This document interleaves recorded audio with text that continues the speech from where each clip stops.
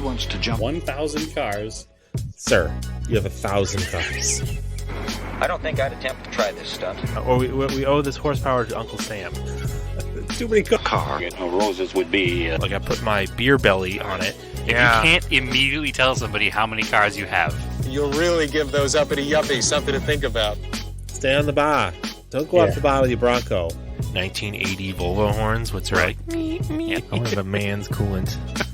And he's like, oh, I thought it'd be small. It's for a small car. And I'm like, yeah, but it's still an automatic transmission. They're never going to be light. It's definitely going to have to crash. Starting off with Brad buying another car. That's the West. Internet. Is this a Nigerian oil print? I also wish you drove a Camry. Anyways, Anyway, that's a horrible, very horrible podcast content. Very Talking about a picture. inside joke.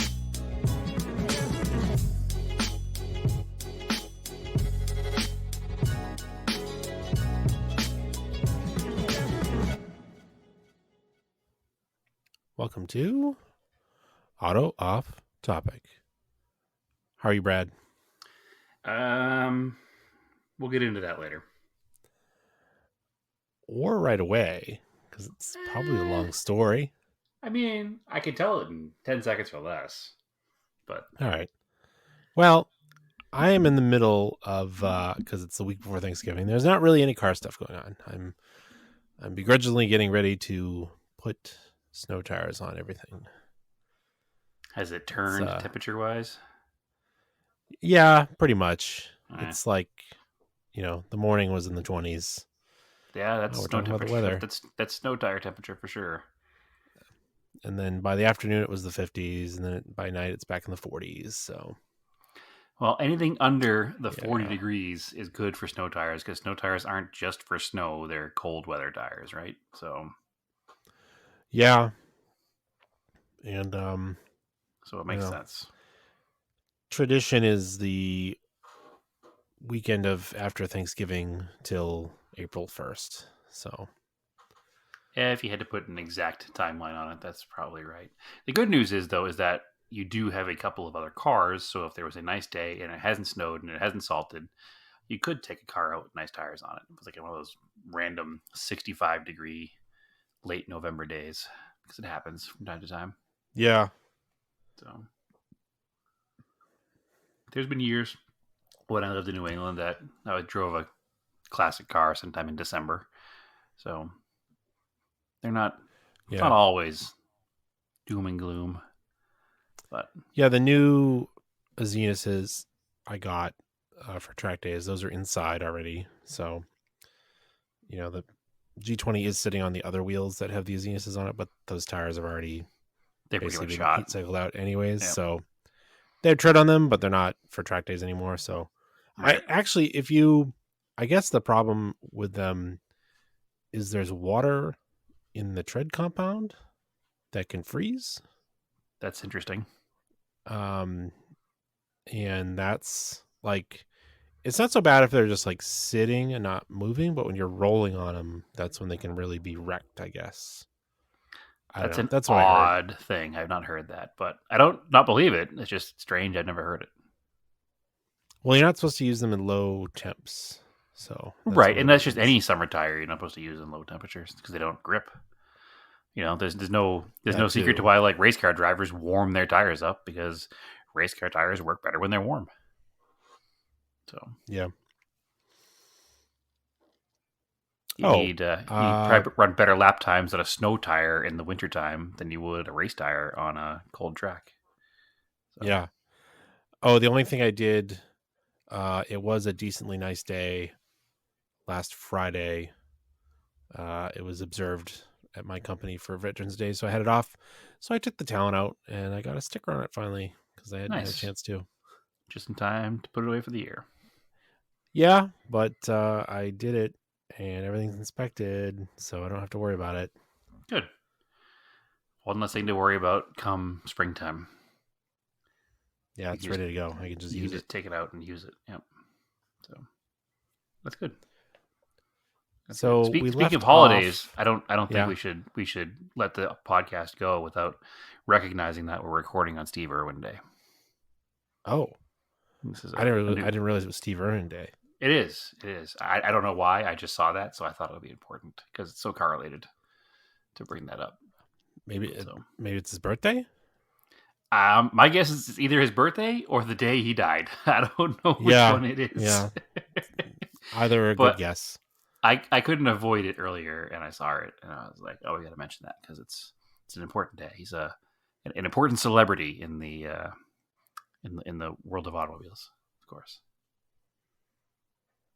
Yes. Not at all. But, Nope. Yeah. Not at all. Let's see.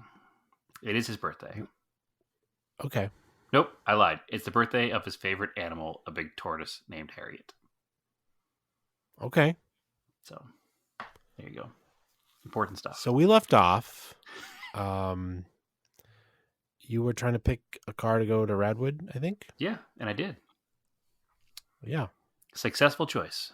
Made it all the way. Okay. Well. All right. So, Radwood was last Saturday in Long Beach. It was actually a new venue.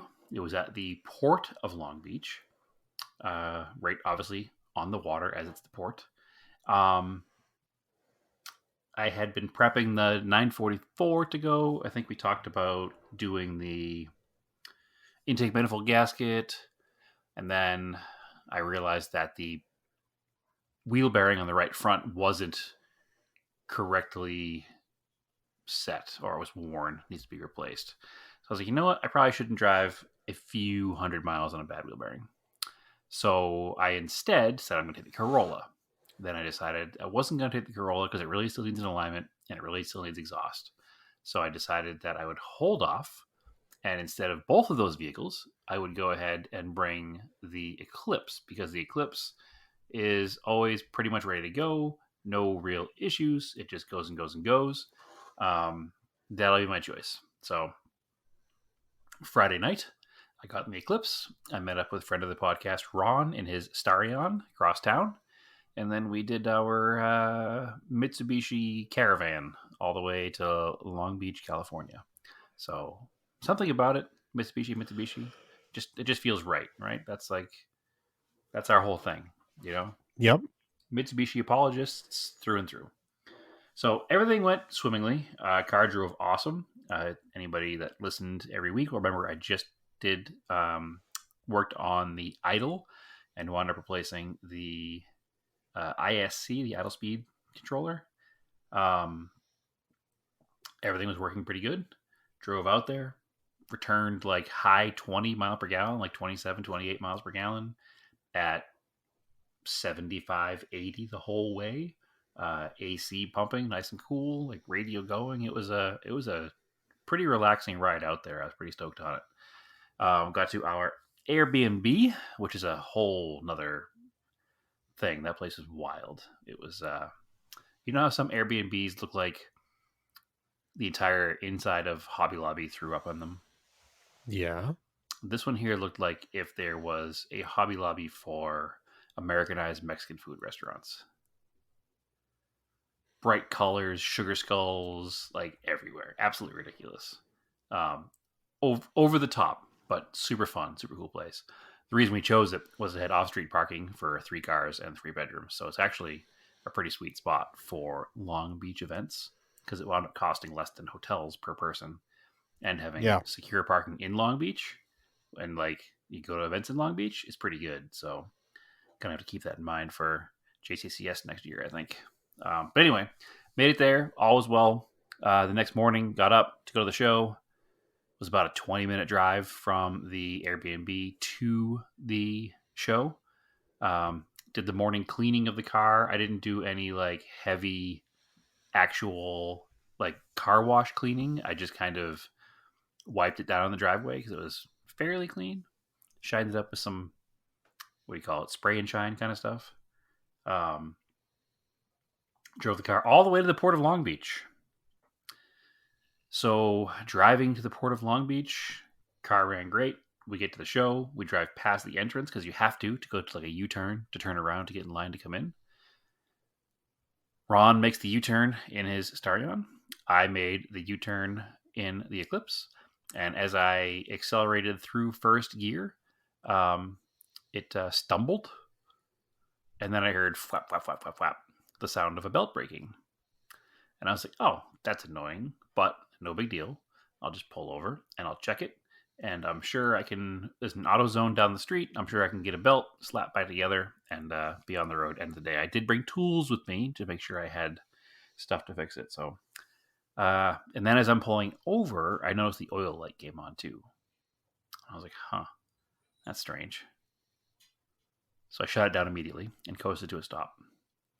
So I opened the hood, and the drive belt was completely in place. And I went, huh, that's not good. So I got back in the car and I said, well, I'll try to start it and to see if it was some weird stumble. And I went to start it and it did that, typical fast spinning, no compression. And I went, well, guess that means I blew a timing belt. So I took out the tools that I brought in case I had any issues, and I took the timing cover off, and sure enough, the timing belt was snapped. So Weird. Yeah. I don't understand. I did some math from the kilometers that are on the car now to when I got it, and it's about 25,000 miles it equals out to. So Yeah. Just about 4 years and 25,000 miles is well within the service time of that timing belt. They're 60,000 miles or 10 years. You start to check it and be concerned by it. So Yeah. I am not sure. The belt looks good, other than where it obviously doesn't. It has totally, the pliability of it is good. There's no dry rot. There's no cracks. There's no, gouging anywhere. It's just snapped in one spot, and there's a worn out spot right where it snapped. Was the probably from whenever balance snapped. belt replaced? It was. Yeah. If you go back to when I purchased the car, a previous owner is a friend of mine, and he did the timing belt, water pump, and balance belt before I picked it up, because we did not know when it was last done, and I picked it up in Tennessee and drove it to Massachusetts and then to Phoenix. So the one thing we wanted to be sure of was that I had a good timing belt. So again, that was 25,000 miles ago, 4 years ago, well within the service interval. It was a Gates timing belt. It wasn't some weird off-brand. I mean, I guess there's always the how long was the timing belt on a shelf somewhere, but also it's totally pliable and nice. It's not a beat-up timing belt, so I don't know. Have you ever seen one fail before it's supposed to on its own? No. Yeah, that's my concern. Not unless the balance belt let go. But yeah, but the balance belt's on the same timing interval, right? I think the balance belt is the reason the timing belt is only 60,000 miles, because you want to check that balance belt every time. So it is the same interval, but yeah. If they throw the belt, it's thinner and smaller, so they can wear out. And if those wear out, they basically throw themselves into the other timing belt and throw it off. Oh, of course. And maybe that's what happened, but I haven't had a chance to dig down into it too far yet, because, it's a couple days ago. It's weird. It didn't, sometimes you should do the pulleys, but they weren't noisy. The car wasn't noisy when it was running. It was super quiet. No, car ran pretty good. Right before I made that U-turn where the belt did come off, it made a weird little vibrate-y kind of noise. But it went away. It was just a quick little brrr, and then stopped. And I was like, oh, that was weird. I gotta check into that and see what that was. And then I just drove away like normal, and the belt snapped.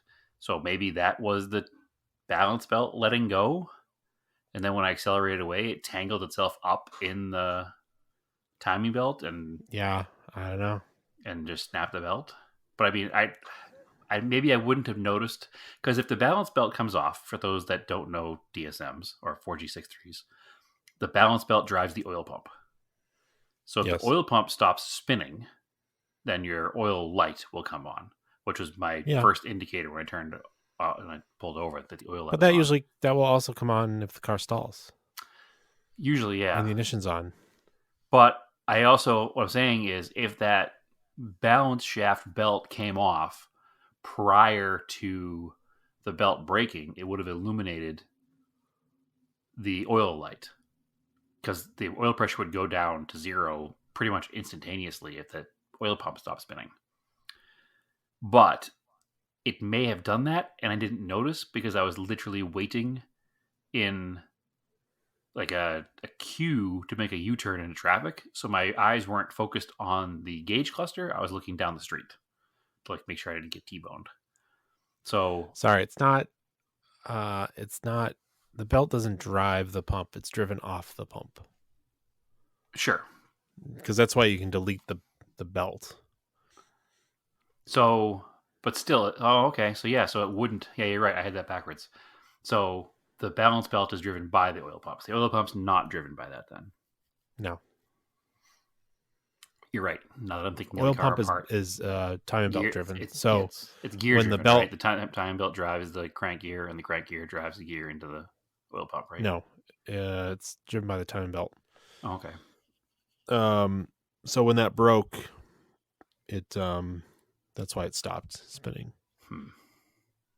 So timing belt stopped spinning. So yeah, so if the balance belt broke, it wouldn't have stopped the oil pump. You're right. Now that my brain is, I was not thinking of that properly, but that is correct. It is driven by. It's been a long time since I've been inside a 4G63. Now I forget, but now that I'm picturing it properly, I think you're right.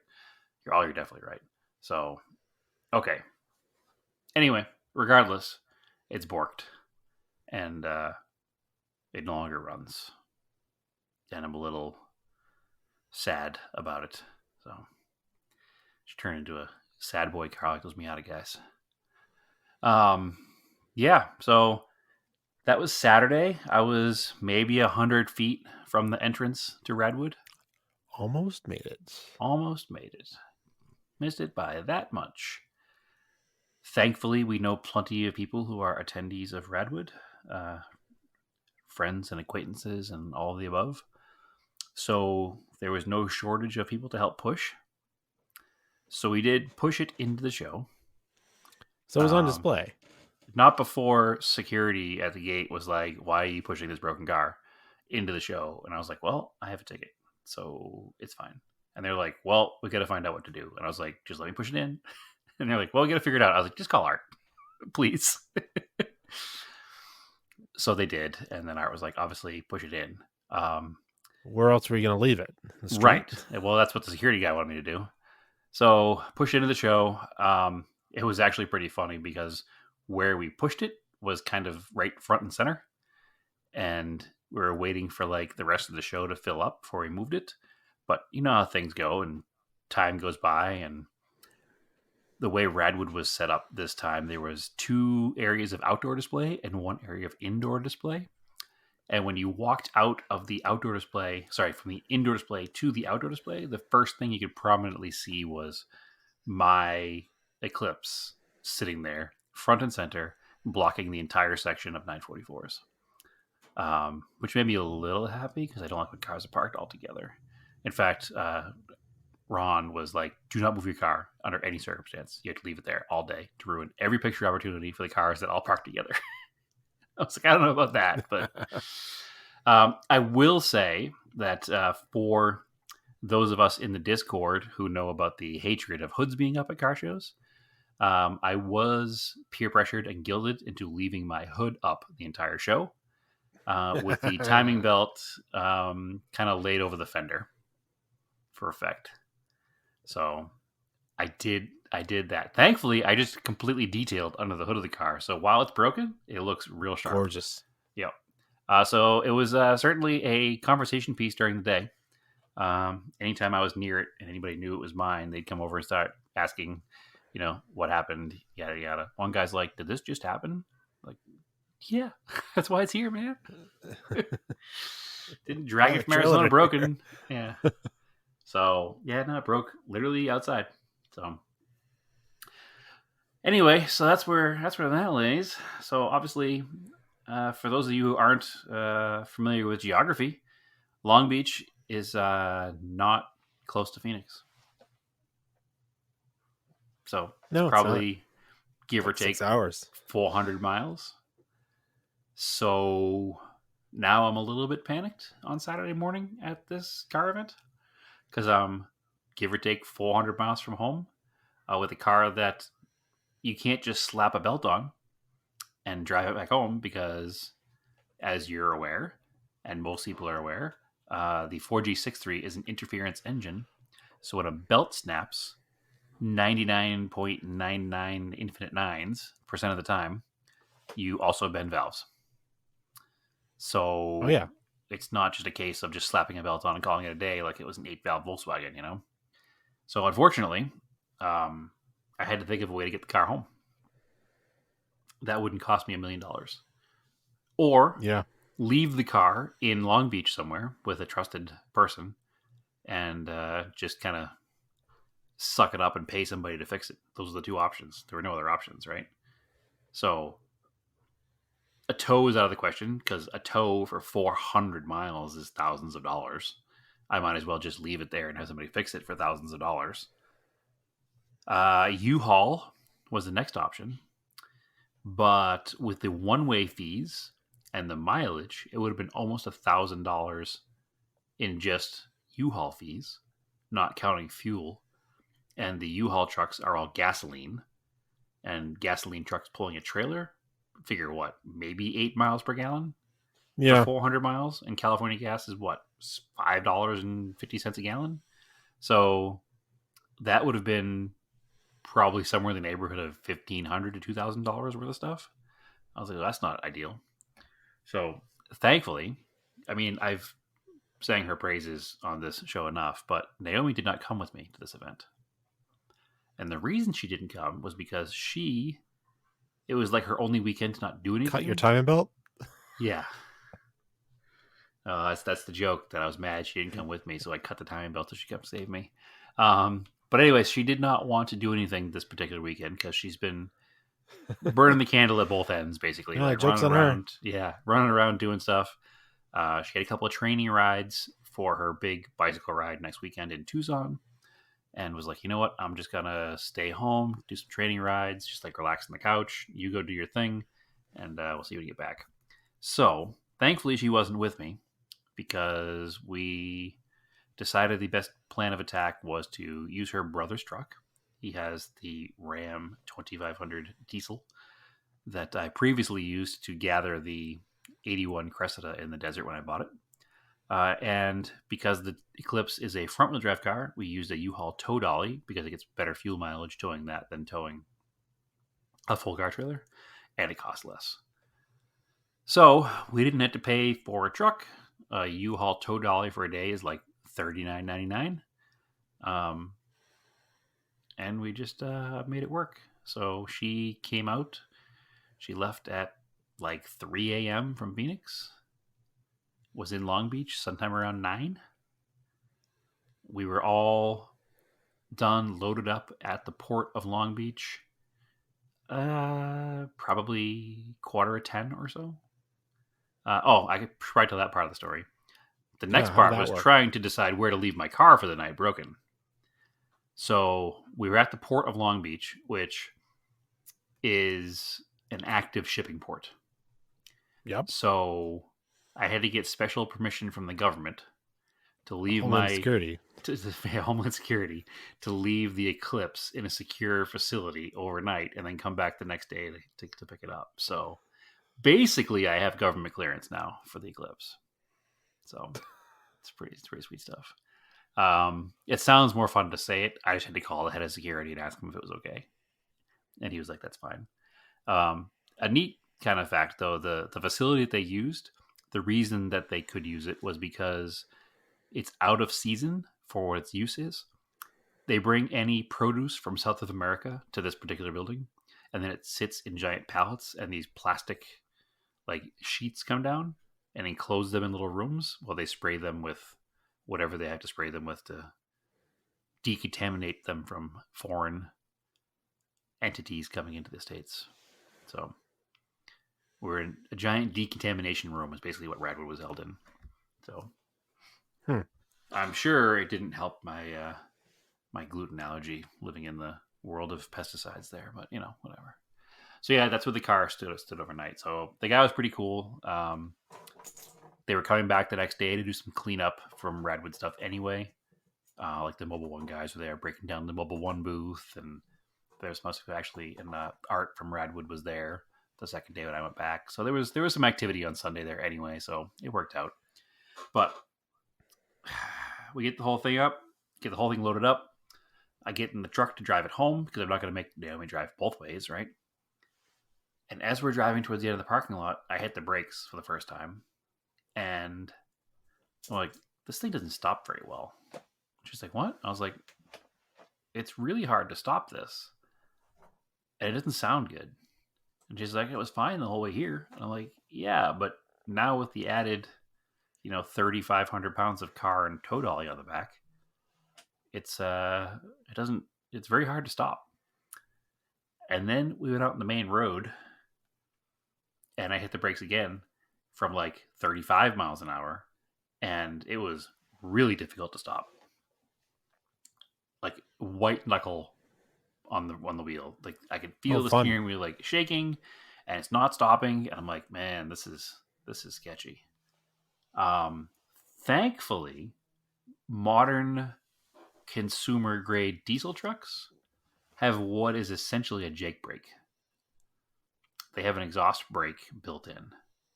So I was able to turn on the exhaust brake, and that helped a little bit with my stopping.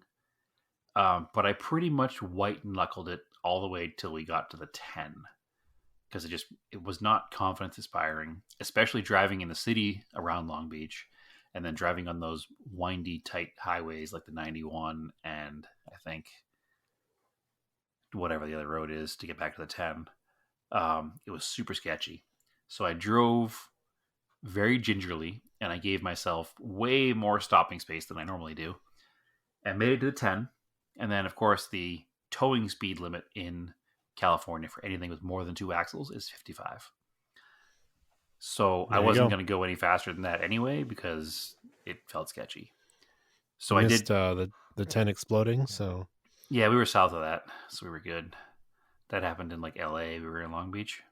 We were there at the same time. We would have been caught up in that disaster, but we were below it, so it's cool. Yeah, so I did make it home. We just kind of took our time. We knew it was going to be a long time, so like we actually stopped and had a proper lunch and moved on from there. Just kind of right lane, relaxed. Didn't pass anybody. Everybody passed us. Made it home. Unloaded the car here at my house here, and then we were going to return the truck back to her brother because the next day was Monday, and we both had to work. So, and her Maverick was at her brother's house. So we brought the truck back to her brother, brought the Maverick back home, told her brother, like, hey man, something's going on with these brakes. I don't know if it is grinding like metal on metal or something, but this truck doesn't stop very well. And he's like, huh, I haven't noticed. So he doesn't drive the truck a lot because he drives an 18-wheeler. So the truck sits a lot. He's like, well, I'll get it checked out tomorrow morning. He's like, I got some errands to run in town. He lives out in the desert. He's like, so actually last time I just had a brake job done on it, and they gave me, a lifetime warranty on pads and rotors. And I was like, okay. So definitely get it checked out. Yeah. So he's like, yeah, I'll get it checked out. So we get home. The dolly is still here. The plan is to hook it up to the Maverick and bring it back to the U-Haul place because we actually rented it with the Maverick. Surprisingly, they didn't ask us what we were towing or what we're towing with, because that would definitely have been over the weight limit of the Maverick, but the empty dolly was not. So, fun fact, we lost about 3 miles per gallon with towing the empty U-Haul thing with the Maverick. Where was I going with this? So the next morning, I get a call from Chad, Naomi's brother, and he's like, hey man, you're right. This thing doesn't feel right. Okay. Yeah, that's what I thought. So then he calls back a few minutes later and he's like, well, I went to the bank first and I was backing into a spot. He's like, and the car stopped super hard. Like I thought I put the trailer hitch into the wall behind me. Like it hit so hard. So I got out and I looked and the trailer hitch was a couple feet from the wall still. That's weird. Didn't hit anything. Why did the thing stop? It's not new enough to have, like a cross traffic sensor or anything that would have gone off. So he put it in gear to drive forward and the truck wouldn't move. So he gave it a little more throttle, and he spit the right front inner pad out of the truck and onto the ground, and the truck lurched forward. And he heard the thing dinging around. He's like, "That's not good." Got out and looked and saw his pad on the ground. Basically, just the backing plate of the pad on the ground. Nothing else was left. So I don't know where it was hung up in there or what happened, but he did get the car towed from there to the brake place and sent me a picture of the caliper. And it's a 2-piston caliper, and the pistons themselves were worn down. So absolute insanity. I don't even know where the pad was sitting because obviously the pistons were rubbing on something that was moving. Yeah. Completely destroyed. Paid for the whole pad and used the whole pad. He did, yeah, one of the two anyway. So yeah, he was like, well, I guess I need brakes.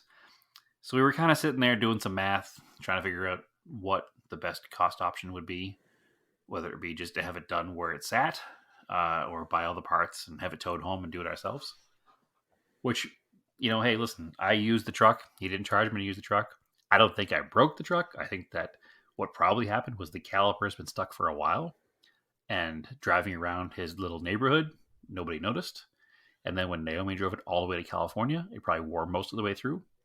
And then when we put the trailer on the back and put the car on the trailer, well, it really exacerbated the problem.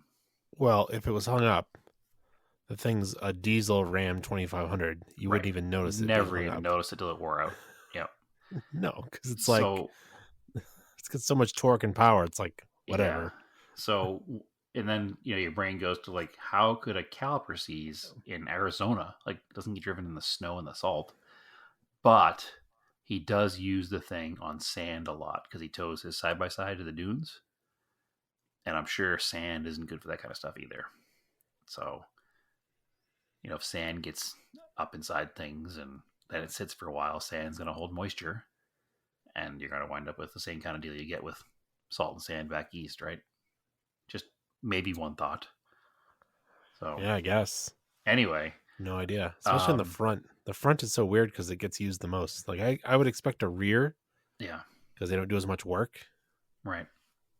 But yeah, I don't know. But the thing does sit a lot too, which is, when cars sit anywhere, they develop problems. So, yeah. So actually, we had a place that he went to. It's called Brake Masters.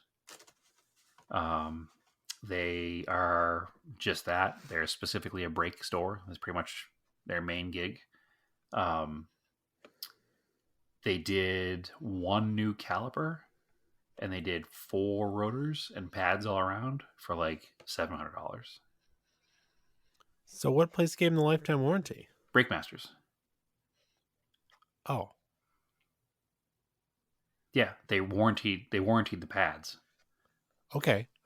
So last time he went there, they cut his rotors. Right. And he did new pads all around. So they had a warranty on his pads for a lifetime warranty.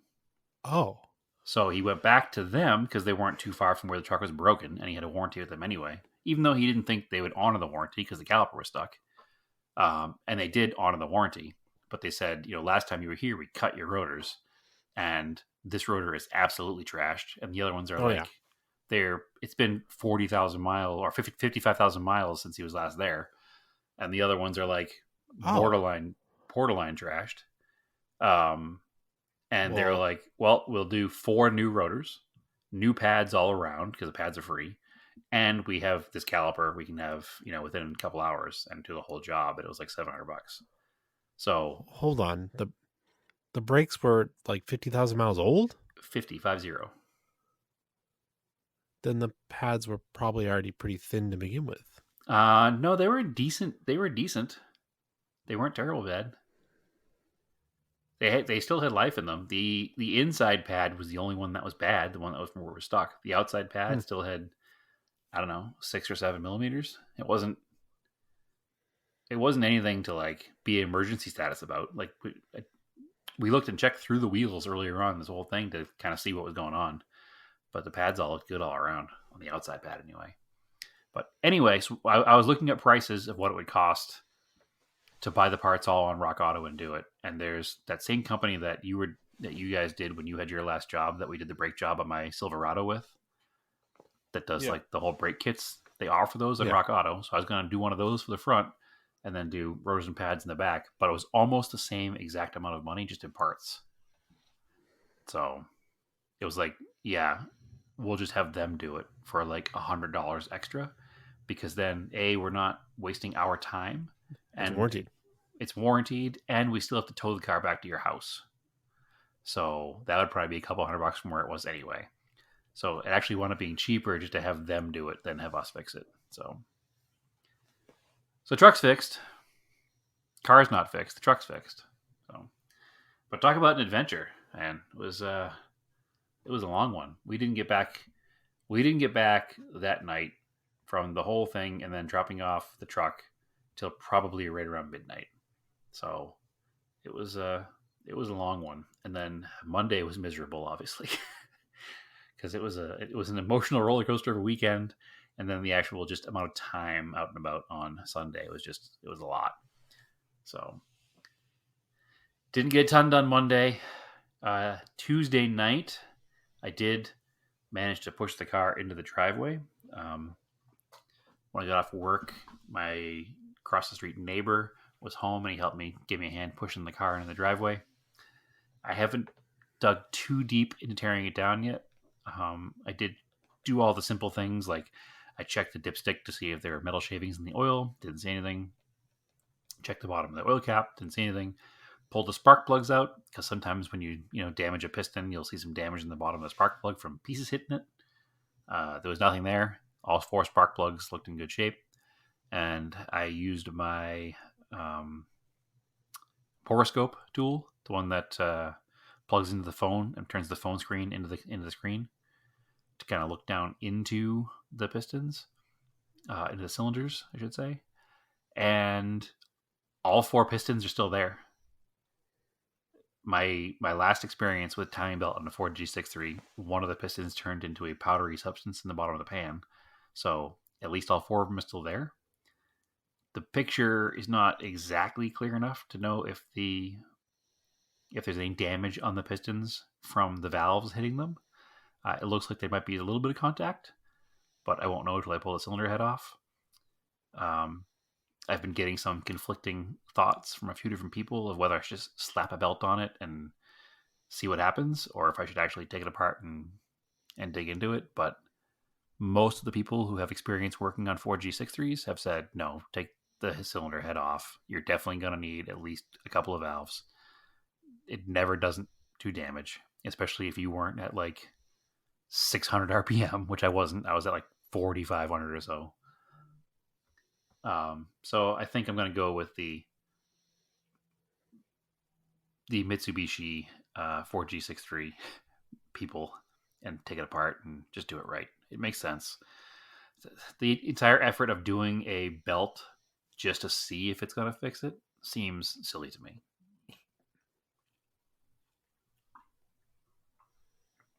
So that's it's going to be done the right way. I mean, the car deserves to be done the right way. It's treated me pretty well. I'm sure some people will remember that I technically sold the car. I hadn't collected any money yet, but I had sold the car, and it was just kind of like, this is going to be his last hurrah trip before it went.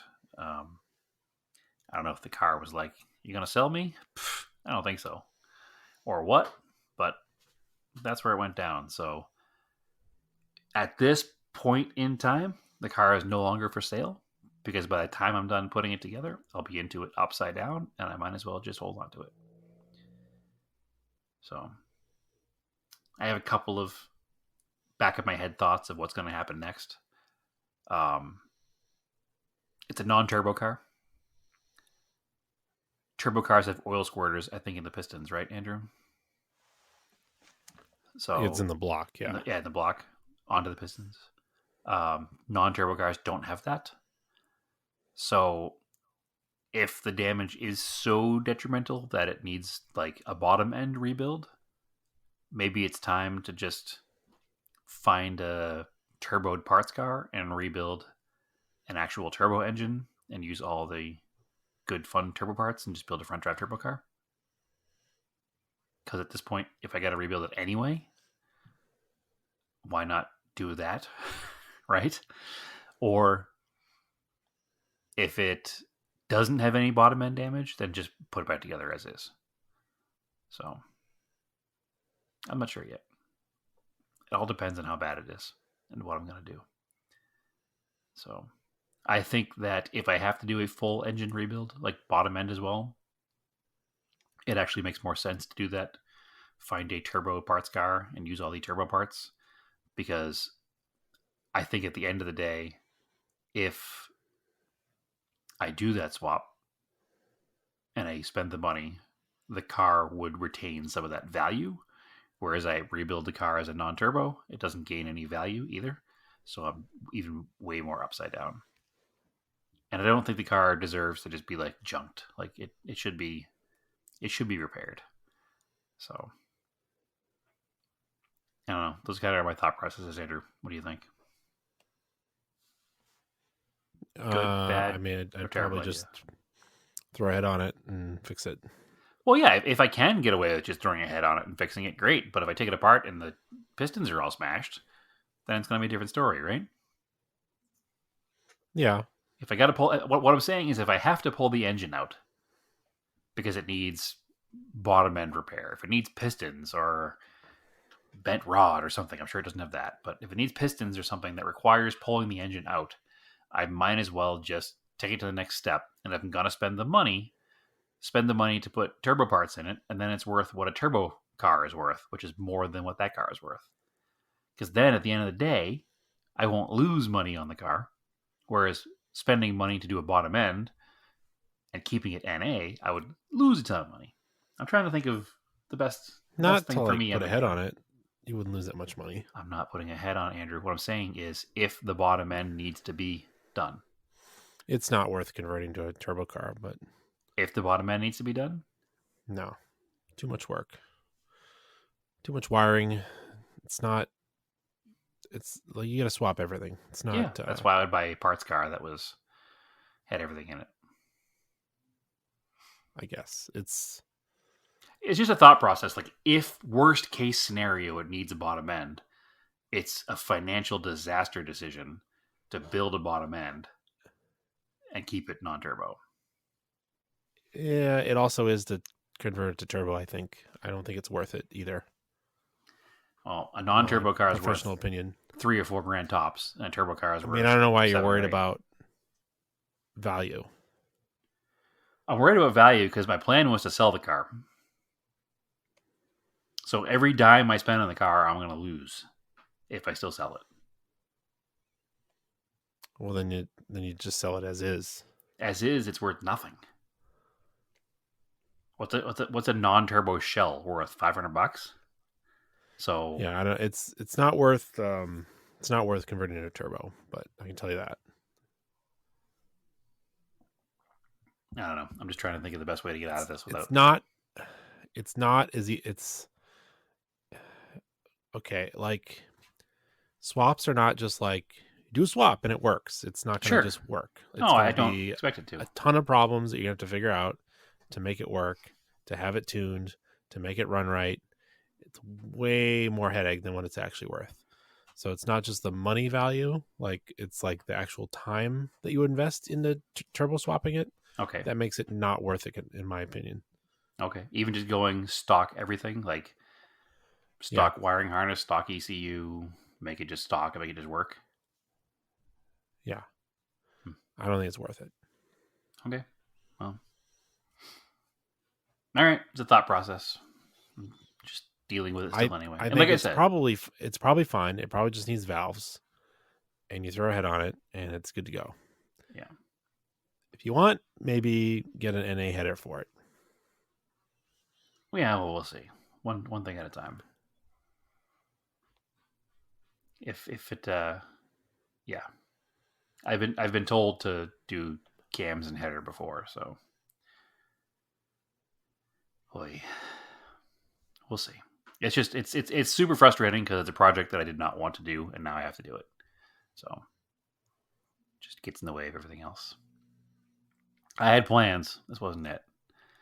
And I don't want to park it and get to it later because that turns into years.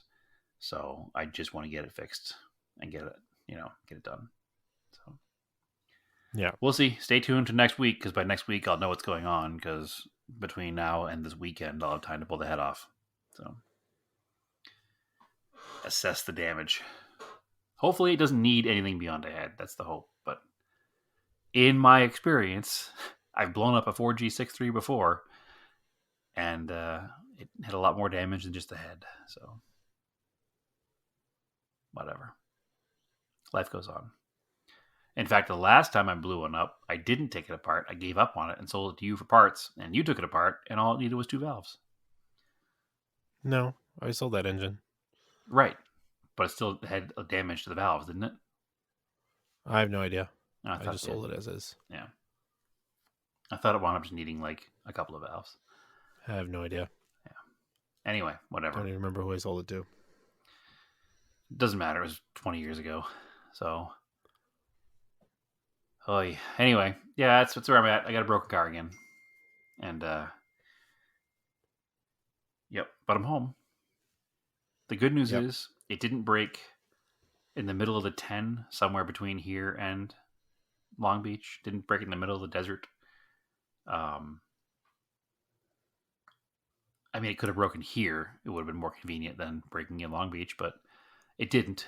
And it didn't break in the middle of the desert where I died with no phone signal. The truck didn't throw the caliper out or the pad out in the same location somewhere along the 10. It made it all the way back home. So, considering both vehicles made it to their destination of some sort, I guess we'll call it a success. Radwood was an excellent event. It's probably one of my favorites I've been to. Location was cool. Cars were cool. I finally had a little FOMO over that because the LA one's like usually a really good one. So yeah. This is a whole new location on the water. Cool backdrops. Inside the building was cool. I had a lot of fun playing with different angles with the camera. I think I got some pretty interesting, not typical car show shots. I think I did some decent stuff with pictures this time. I'm pretty proud of it. Pat myself on the back. It's a good amount of Mitsubishis there. There's several other DSMs. A solid amount of Mitsubishis. There were 3 DSMs counting mine. Our friend Tony Bird, Captain Tonius or Captain Tonius, right? On Instagram. Yeah. He was there. There was another one there that he goes by the Instagram name AK_DSM_91. AK for Alaska, where his plates are from, where he's from. He lives in, well, I won't say where he lives now because he has Alaska plates, but lives in Alaska. He was there. That car is super clean. It's a 91 black over the gray and dark gray, like confetti interior, like ours were, or yours is. Mm-hmm. It's a front drive automatic turbo, so it's not exactly what I'd want, but hey, it's a super clean DSM that still exists in 2023, so you take it any way you can, right? Yep. Super rad car. So that's there. Ron had his Starion, obviously, which actually now is officially a Starion. He finally sourced the correct logos for the back of the car. In the 5 or 6 years he's had it, it's never had logos on it, so everybody's always like, what kind of car is that? Now they can walk around the back and they can see that, hey, it's a Starion. There was a Pajero Evo that was there, which belongs to, he goes by the Instagram username MTEOVR. So that's Michael. I think he's a journalist. See his work some places. I'd say where, but I don't know. But I know he's not a motor journalist. So yeah, his Page Evo was there. Other Mitsubishis. There was one Montero Sport that was actually pretty clean. I think that might have been it. Yeah, probably was it. But yeah, there's a lot of cool stuff. A lot of Volkswagen content that I don't usually see at a West Coast Radwood. Volkswagen seemed to be a pretty hefty East Coast car, but there was a sweet Mark II Jetta Coupe with a GTI quad round front and a heck blend panel on the trunk, on some super period correct. I think they're Momo Quasars in like a light blue color. It's a super cool car. Small bumpers, exactly the way I would want one. There was a big bumper Jetta there as well. A B3 Passat with the same style of headlights like your G20 has. That was super cool. I think there was 2 Strosek 911s, which are terrible looking, but they're certainly from a period. The raddest accessory went to a mid-80s Toyota Land Cruiser towing a mid-80s Bowrider boat with a bunch of like period correct skis and a whole little like camping setup next to it that had like the vinyl webbed lawn chairs and everything. It was definitely straight out of 1986. It was awesome. It wasn't like over the top at all. It was like exactly what you would have seen in a campground in 1986. Yeah, there was some really cool stuff there. Tons of people, tons of cars. I saw pictures of a lot of Volvos. There was a good amount of Volvos. There was a blue wagon, blue wagon, Mustang 3-spokes. Yeah, which is funny because they're Mustang base model Mustang 3-spoke. So SN95 chassis Mustang 6-cylinders came with a 3-spoke wheel with like 4 or 5 cast lines into each spoke. And he had those converted into like a 16 or a 17-inch deep dish. And it sounds like it should be terrible, but I liked it a lot. The car looked really good. I've seen those wheels used on several other cars. It actually works. It's really weird. Yeah, it's strange. It works really well. So yeah, that was definitely cool. My favorite car of the show was a Toyota. It was an early 80s Starlet. It was over the top build. Inside, outside, like plaid inserts in leather seats. I think it was beams powered. It had fender mirrors that had like clear plastic nose cones on them with little flowers in them. And then it had a shift knob with the little flower in it to match those, kind of tied all together. It had the Toyota color stripes down the side of the car. And then it had custom gauges that were the same color as the car, but also incorporated the Toyota stripes. Like just a stunning car. Very well done. Custom built bumpers to like tuck them in nice and close. Like it was stuff you'd see guys spend the money doing on like a 32 Ford done to a Toyota Starlet. Just an absolute over the top build. I can't even. It's one of those cars words can't explain. It was a really, really nice car. Your Infiniti people were there. There was a sweet M30 in like a super deep candy apple red on HREs. My guess is it's the same car that we saw at JCCS at Anaheim a couple years back. That was black because that was also at M30. That was super clean on HREs. But my guess is the same car, only painted red now, candy apple red. So those are probably my favorite cars of the show. That Starlet for sure, that M30 for sure. And just everything. It was a good time. Model Citizen Diecast was there, friend Patrick. So look him up on the internet. Model Citizen Diecast. He's also now dealing in Tarmac Works. Show. Yes, he's also now dealing in 1/64th scale Tarmac Works. So I, of course, had to drown some of my snapped timing belt sorrows in diecast purchases. So I did buy a couple of Tarmac cars from him. The Nordica Volvo race car and the Pilot F40 race car. So took a little sting off, I guess. But yeah, it was a hell of a show. 0 out of 10. Wouldn't recommend because my car died. But if my car hadn't died, it would have been 10 out of 10. So take that as you will. I'm sure I'll be back next year. And I guess I probably have to take the Eclipse again, right? Like a phoenix rising from the ashes. Yeah, I must make it there and back. Or will I have too much PTSD as I pull out of the driveway? We'll see. But yeah, it was a good time. As always, recommend going to a Radwood show if you haven't been. Very good time. And a huge shout out to Art and Warren. Both those guys made what could have been a really bad day for me kind of work out. So they were very accommodating, very helpful, and obviously they understood my situation, and they helped out in any way they could. So big shout out to those guys. I did, to circle back to my original story, eventually wind up moving my car from its spot blocking the photo ops. I did notice a couple of missed calls from Art, and I was like, uh-oh, that probably means he's trying to get a hold of me because he wants me to move my car, and I was right. So I did move it out of the main area off to the side a little bit, but damage is already done, I'm sure. And no slight to the 944 people. They're a good crowd. I don't like when 15 of the same cars parked together. I like them to be a little more spread out. So anyway, that's where we're at. It's a good time. Now, cool.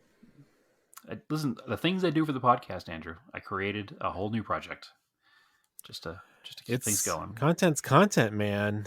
That's what it's all about, right? That's why I did it. That's why I cut the belt. Oh yeah. So that's gonna come out. That'll be the 30 for 30 on the auto off topic. It'll be like, well, there was that one scandal where Brad actually cut his own timing belt. Yeah. Just to make a story. Trust and believe, if I were to have cut my own timing belt, there would have been a warranty involved and it would have been closer to home. Because I don't want to fix this car at all. In fact, it's pretty much the furthest thing from my brain, because I had, not to dig too deep into mental health, but I've had some pretty big breakthroughs lately in my own personal mental health. And I was pretty amped and pretty heavily working on things and making things better, and this is a pretty big setback. So it's not great. It's not great. So anyway, there we go. I'm trying to think. I don't think there's any special tools you need to get the. No, I should probably get that little tool that goes out between the cam gears to. I got them. When you're ready to do it, we'll just mail it to you. Yeah. Or you can buy it. I mean, they're also cheap. It's cheap enough. I should probably just have one. People just 3D print them now, I think. My future involves another 4G63, so I should probably just have the tool. I mean, there's that tool, and then there's a really long threaded bolt that they also sell in the set. Okay. And it's so you can set the tension. Okay. On the tensioner. Well, I'll get both those things. Send me the links. I'll order them because, again, I'm my future plans after the Great Purge, which the Eclipse was part of. Now it doesn't seem like it's going to be. I'm going to involve another 4G63 car of one sort or another. So, there's an adapter with the 2 pins because the tensioner pulley is eccentric, and you set it, yeah. That I remember too. It's all coming back to. It's been a while. So you've actually reminded me. The Talon timing belt is 20 years old. Yeah, it's probably not ideal. Well, it's a Kevlar timing belt, and you live in a climate where it's not super harsh on them either. But I should probably change it. I mean, it's only been 35,000 miles, but it's been 20 years. You should at least look at it. I looked at it not that long ago when I did the. So Kevlar means it's Kevlar reinforced, right? Yeah, it's a. I don't remember who made it now. It's blue. It's not the Gates blue one. Gates does sell a Kevlar one. Okay, but it was some other brand at the time that was doing blue, The HKS ones are purple, which you can buy those from STM. And apparently it's the same belt. I'd forgotten this. It's the same belt, timing belt and balance shaft belt from 6-bolt 4G63s all the way till Evo 9s. Even the ones that spin the other direction? Yep. Oh, wow. All right. It looks like Greddy makes a Kevlar. HKS makes a Kevlar. Oh, it might have been a Greddy, and that's why it's blue. Gates makes a Kevlar. Yeah. And OEM is a Kevlar now too? For the later ones? I don't know. It looks like a CT9A, which is an Evo, is a factory Kevlar belt. So, according to Extreme PSI, who is a company who I would definitely trust their things on because they've been doing Mitsubishis for a long time, it says OEM 4G63 CT9A MyVec timing belt Kevlar. So, and right below that, it says related products, timing belt tensioner tool, and timing belt tool cam gear position. Yeah. So, which are the cheap. Gallant is like 10 years old, and that's just an OEM one, Mitsubishi. Yep. Regular. So yeah, what's the shelf life on the Kevlar belts? I have no idea. I think they're significantly stronger, but I'm sure they are. I'm going to buy one. I mean, they're not a lot of money in comparison. No, in the grand scheme of things, no. I'll probably go with the HKS one this time around. It's purple. Yep. STM sells it. Yeah. It's $200. Well, my engine's worth a little more than $200, so listen, a running engine is. Do they also make a Kevlar balance belt? Yes. Okay, then there you go. But yeah, it says the same belt. It fits. Yeah. 1G, 2G, GVR4, Evo 1, 2, 3, 4, 5, 6, 7, 8, 9. So that's literally 1990 to 2007. Yeah. That's a good run. So that's why I'm like, I don't know about them sitting on the shelf, because like they fit everything, so they should be moving the parts. But I don't know. Yeah. So the Kevlar balance belt from HKS is $62. So you're $260 into everything. Yeah. So, but it's cheap insurance. It's not that bad to do in the car. I guess I'll do that in the spring. According to this, you can use Affirm to buy the balance shaft belt for only $11 a month. So, okay, if you're struggling, Andrew, you can make it work. I'll pay later for it. Listen, I don't know that I've ever actually done a timing belt before G63 by myself. I know I haven't. The previous 4G63 experience I had was before I did any work on cars when I was a teenager, and I paid somebody to do things. And then I had the Evo, and I never had to replace it because I sold that car at 32,000 miles. And then I had the Gallant, which I spun a bearing on. And obviously we all know the story of that. It was sold before I put it back together. So I've never actually... I've been present when you were doing a timing belt on one, but I've never actually done one. I'm sure it's not tremendously difficult. I've done timing belts on other cars, but... Yeah, I did the one in the Gallant. My dad and I did it on the engine stand before we put the engine in. Which makes it That's really easy to do it. And then I did a common mistake when you're building a 4G63. There are two shorter oil pan bolts on the oil pump side, timing belt side. Right, so they don't touch the timing belt. Yes, by like millimeters. Yep. And if you like, basically, there's whatever 20 bolts that hold the oil pan on. They're all, say, I'm just guessing, let's say they're 12 millimeters. The two that go near the timing belt are like 10 millimeters. And if you use them in the wrong spot, you'll open up your timing belt and you'll have a groove on the outside edge of it that is 2 millimeters deep. And I found that like 10,000 miles into the rebuild of that car. So I had to do a timing belt in the car. And was it tremendously difficult? It's not too bad. You got to pull the wheel off. on that side because you got to go through the underneath. Then of course you got to pull the engine bracket and engine mount on that side because you got to work around that. And then all the covers come off. And then, it's just a matter of like, you have just enough room to work up against the fender. Yep. Yeah, it doesn't look super simple, but also I know some pretty big dummies that have done it, so I'm sure I can handle it. I've done more Subaru timing belts, actually. I would take the 4G63 over a Subaru one. Okay. Good to know. Good to know. And I'm sure there's plenty of videos online I can watch ahead of time too before I go ahead and do it. So. Oh yeah. And I have two good friends here in Phoenix who are very experienced with 4G63 timing belts. So that will also help. The big thing is getting it's especially easier now with the lock tool for the cams. Yep.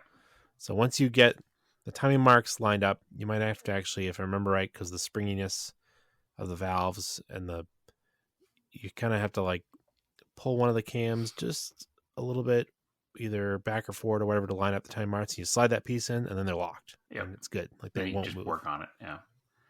Well, I have former guest of the show, Josh, is a huge help for me out here because he knows these things like the back of his hand. And our other friend, Keith Roper, who is Mr. Gallant VR4 out here in the Valley, knows these things pretty well.